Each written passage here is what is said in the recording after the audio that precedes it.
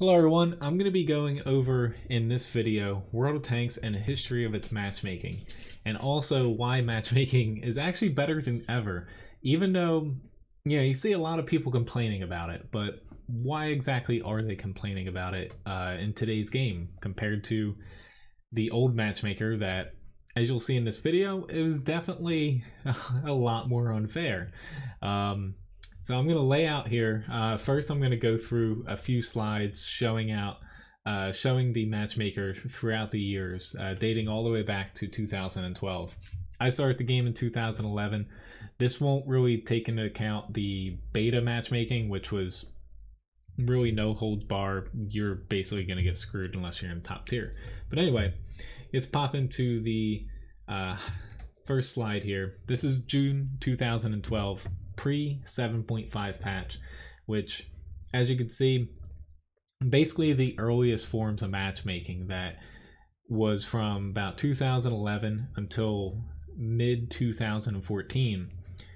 You're gonna see basically the matchmaking spread is ±4 or ±3 for most tanks.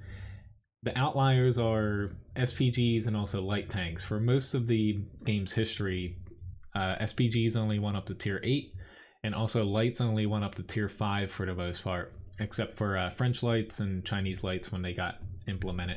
Most nations, say like the American tanks with the Chaffee, only went up to tier 5, and they saw tier 10s a lot.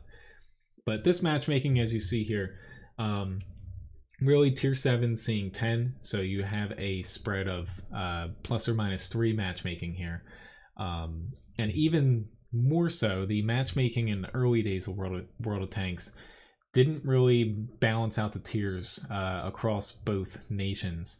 As you see here, tier 10s, we both have 2 on each side, but then tier 9, team 1 is 2, team 2 is 1, and then tier 8 is 5 versus 8, tier 7 6 versus 4. So really you had a lot of randomness in the matchmaking, and really the way that matchmaking was decided in the early days was, I'm pretty sure the tanks still have the values assigned to them, but with the amount of restrictions now, it's a little bit less important. Say, like there's a point system where each tank was worth a certain point amount of points based off of its tier, its class, and also the specific tank. Say like an IS-7 is worth 50, say like an E75 is worth like 35. The matchmaking essentially tried to balance each team within a certain margin of error. I believe it was like 20%, so it was actually a very large margin of error. Looking at this battle here, you can even see like this is a tier 7 match. You had a lot of matches like this in the early days where you had one tier 7 on both sides here. My team on the left, we had 6 tier 6s versus their 3, and then 5 tier 5s versus their 8. We had 3 tier 4s versus their 2, and then they had a tier 3 SPG. Again, this is a pre 7.5 patch, so basically no tier 10 already, no high tier lights outside of French tanks kind of made their way in. So that was just a 1375 and 1390 as far as those. Another match from 2012.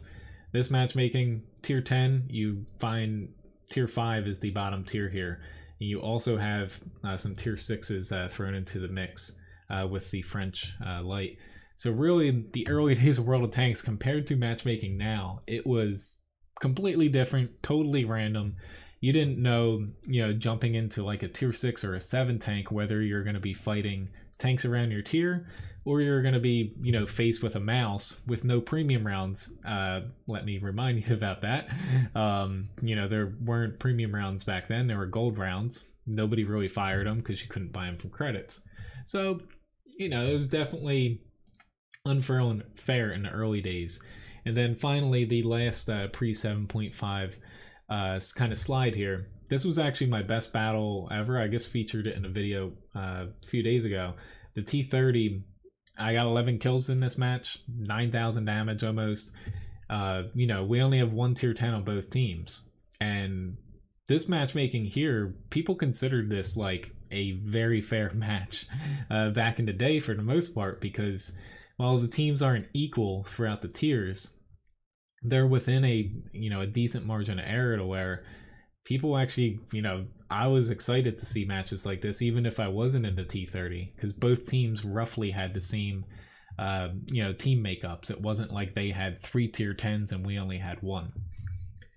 So fast forward here from February 2012 to September 2012. This is post 7.5 patch. So this was still before you had higher tier SPGs, and it was also before higher tier lights, but you started to see the matchmaking get a few little refinements here, and specifically Chinese lights started to be added in, so you had a couple more light tanks above tier 5, but you still see the same thing here to where the teams are roughly balanced based off of the tiers, but you can have such a huge difference between the tiers, whether they have heavies or lights, or not lights, heavies or mediums or tank destroyers and stuff. It's, you never really know what's going to happen. But the most important part in late 2012, and this spans, a little bit of time, is tier 10 TDs, tier 10 mediums made their way into the mix. However, artillery still remained at tier 8. Light tanks outside of Chinese and French ones really ended at tier 5, give or take, and they started adding in like a tier 6 and stuff here or there. But the matchmaking back now, or back then, was still pretty random to where, for the most part, it was a tier 2 spread, to where basically if you're in a tier 8 tank, you could see up to 10, you could see down to 6. But if you're in a light tank, that was different. There was scout matchmaking. SPGs were different as well, to where you could get pulled up into higher tiers because they were classified different. So moving on here, fast forwarding all the way to February 2014. Again, this is after the 7.5 patch. It's been, basically 2 years since the earlier slides here. This is after they finally put in tier 10 artillery. This is after they put in some light tanks tier 6 and up, outside of just French and Chinese lights, but it's before tier 10 lights in general. So the matchmaking here, largely plus or minus 2 here. You'll see in this battle, it's still pretty even. Like as far as, if you're in a tier 8, you're going to be facing 9s and 10s. I think that's perfectly fine. Other people would disagree. But what you still find here is, the team I'm on the left, we have 4 tier 10s versus their 7. And, it balances out a little bit by giving us, 3 tier 9s extra, and we have the same amount of tier 8s. But in the grand scheme of things, it's still not balanced. They have, more tier 10s, less tier 9s, and the same amount of tier 8s. So, in a way, their team has a pretty huge leg up on us right from the get-go. So matchmaking still in 2014 had some very glaring issues to where you could get matches that were really unbalanced like this. And that's, compared to today, people would tear their hair out if they saw a match like this and complain a ton. So again, 2014 here, you kind of have the same thing where this battle shows, there's still tier 5 lights around. We have a Chaffee that's on platoon and a tier 10 match, and still, we have 9 tier 9s versus their 6 in this scenario, and it tries to balance it out by, giving us, some lower tiers, but unfortunately, it gives us a tier 7, they don't have one. They get a tier 5, like it's a light tank and it's kind of balanced at this point in World of Tanks to fight tier 10 matches, but it's still not going to make up for us having 3 more tier 10s and at the expense of just losing a tier 9. But moving on to the next slide is another 2014 match here. This is pretty much the perfectly balanced match, excuse me again. Back in 2014, we see 3 tier 10s versus one another, tier 9s, 8s, and 6s. It's pretty much a balanced game for the most part. You'll kind of see if you look at the teams though, matchmaking does not balance, say, if they have a tier 10 SPG, like they have a Batchat 15558, we get a tier 9, tier 8 to kind of compensate, but they're not same tiers. So it's not mirroring the teams yet. Fast forwarding, this is basically from 2014 all the way up until last year with the 9.18 patch.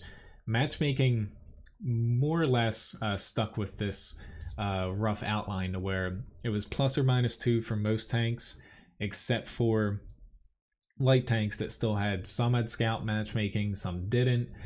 So you'd have ±3 matchmaking for some, and it was really confusing for people playing lights. But for the most part, in 2014, there was ±2 matchmaking. So, tier 8s could see up to 10, tier 8s could see down to tier 6, and, vice versa, whatever tier you kind of apply it to, outside of special premiums and special low tier tanks. But fast forward to April 2017 and beyond with the 9.18 patch, 9.19, 9.20, etc., etc. This is when Wargaming added tier 10 lights in. So every branch, more or less, has tanks reaching all the way to tier 10. Each class has it as well, to where they kind of standardized the matchmaking.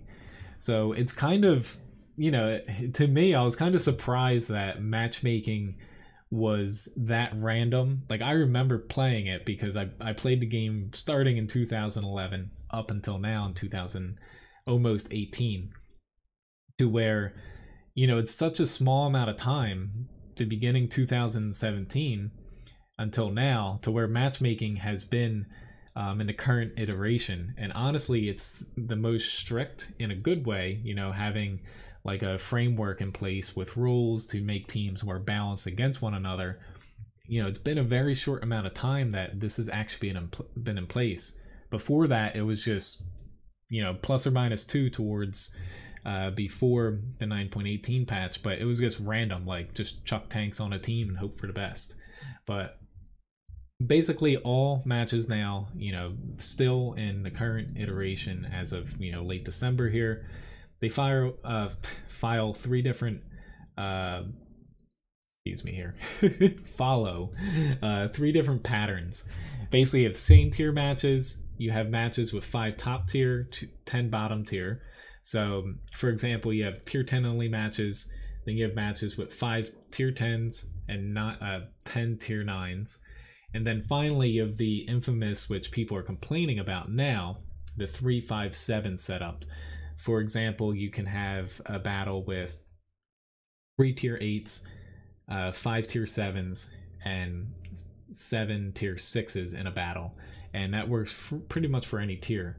Currently, matchmaking prioritizes the 3-5-7 setup over the 5 and 10 or all same tier. But, more or less, I personally find the 3-5-7 fine, because with how World of Tanks is kind of balanced, you're not always, I feel like for the, the average player, they're not always going to want to play same tier matches. It might sound counterintuitive for me to say that, but if you're facing off, say, all tier 8s against all tier 8s, say you're not in an elite tank, say you don't have a good crew, equipment, stuff like that, you're going to be at a pretty huge disadvantage, to where the current matchmaker does have rules in place. I'll switch to the next slides here soon to kind of help a little bit with that. But also, the great thing about World of Tanks that has at least kept me hooked here is, while the game is random, you basically jump into a battle. You have a different amount of tanks you can pick, hundreds of them in the tech tree.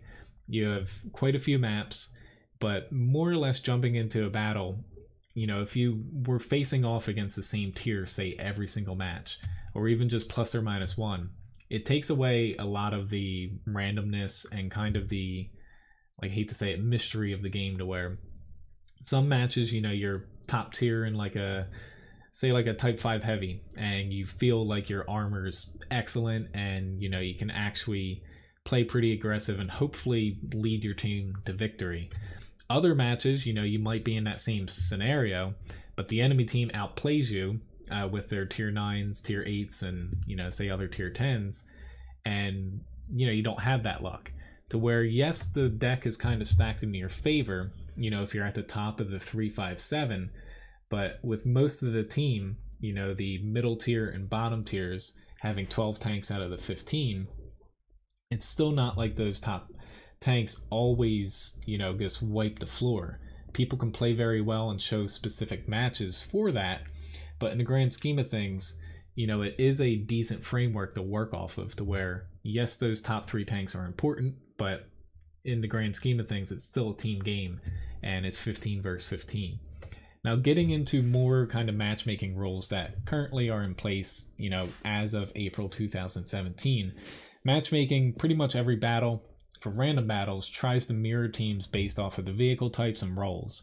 So whereas before you might get like 5 tier 10 heavies on one team versus like 5 tier 10 mediums or something, or tank destroyers, you don't get that anymore, to where matchmaking does its best outside of like, there's certain circumstances where it will bend the rules. It'll try to mirror, say, heavy tanks versus heavy tanks and stuff like that. It also tries to match the same number of platoons on a team, because before you could have a whole team, basically, say like 12 people in a platoon. The other side is like 3 people. Generally, platooned players try to work together a little bit more, and you have a slightly higher chance to win, to where now matchmaking tries to balance platoons out at the start of a battle. SPGs are now strictly limited to 3 per team. Prior, they were capped at 5, so 3 is definitely, I feel like it's a good number. Some people think, outside of the crazy people that want to remove them entirely, some people want like 2. I think 3 is a good number, to where usually you see anywhere from like 1 to 2 on a team. And they also limited platooning to same tier, so you don't have failed platoons anymore. Briefly in 9.18, they removed the ability for SPGs to platoon, but they add it back in to where there's only 1 SPG per platoon now. But for the most part, the same tier platooning has helped with how matchmaking's currently set up and the rules involved with it, because prior, it was a crapshoot whether or not the teams were going to be balanced or not before 9.18.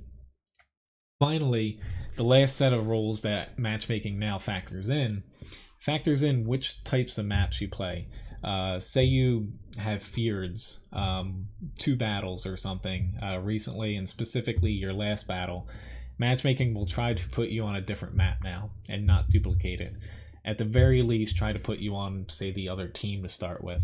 Again, it's not like a hard rule, because it will bend it if it tries to get you into a battle earlier, but it does at least factor in the maps that you play and tries to switch things up.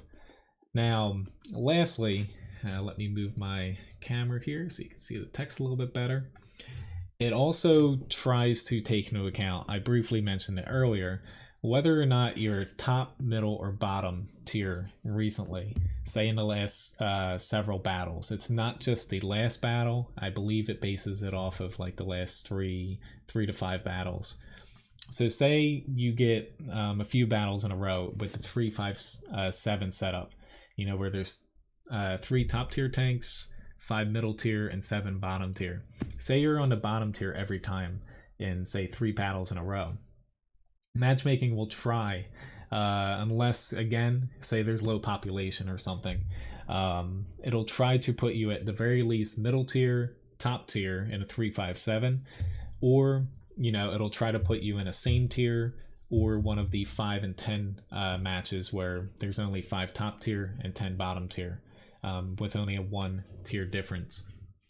So it's definitely one of those things to where there are a lot more restrictions, as you can see with all 3 of these slides, that matchmaking currently in this stage of World of Tanks is probably the best that we've ever had, to where there's all these different little rules and the framework around it, to where, yes, there's still plus or minus 2 matchmaking, but in the grand scheme of things, I personally think it's a lot more fair than, say, a battle like this, or these battles very early on in the game, to where you had such a huge spread with matchmaking, to where you never knew, even if, say, you weren't even playing light tanks, you never knew where exactly you were going to land in the grand scheme of things.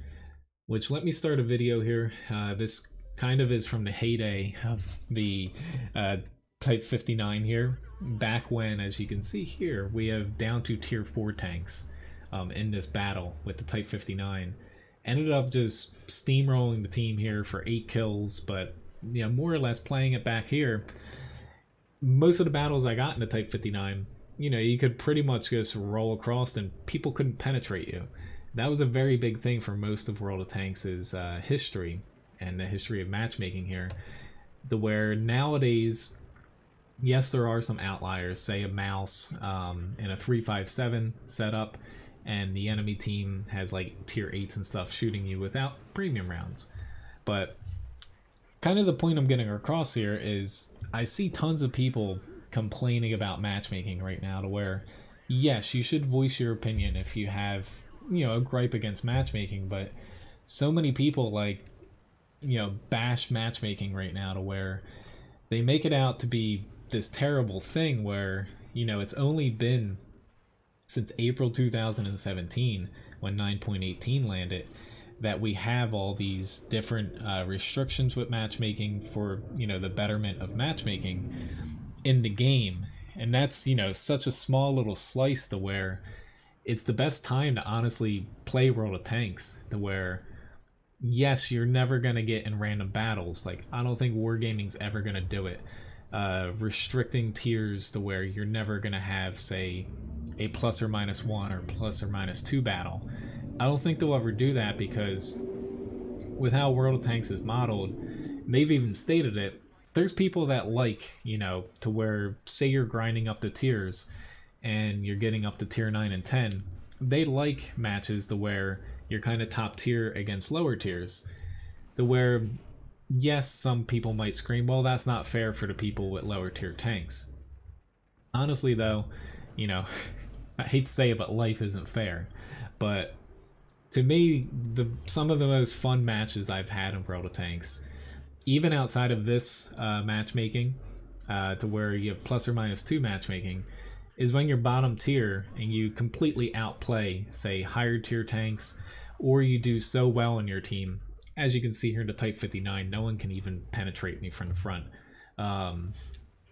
Say you're bottom tier in your team and you pretty much outplay your entire team and help them win by, you know, even say you're in a tier 8 and a tier 10 battle.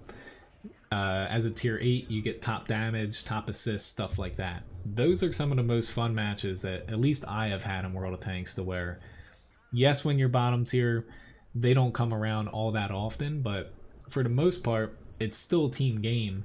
And while you might not be able to just drive out, you know, and play super aggressive when you're bottom tier, you still can help your team, because with the current matchmaking, you know, with either the 357 setup or the 5 and 10, you know, the enemy team and your team are going to be basically presented these same chances as far as winning, and your bottom tiers helping against other bottom tiers and stuff like that.